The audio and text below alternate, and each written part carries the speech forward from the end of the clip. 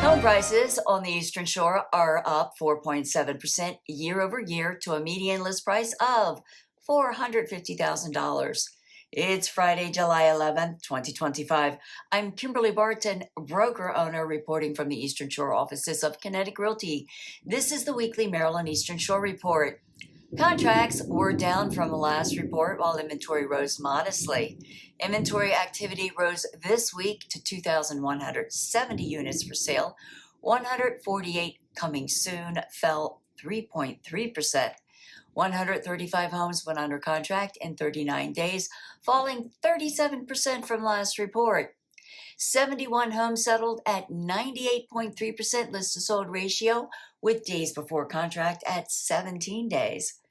Homes for lease rose again this week to 135 homes and at a median $2,100 per month. That's your weekly wrap for this week's Maryland Eastern Shore report for Friday, July 11th, 2025.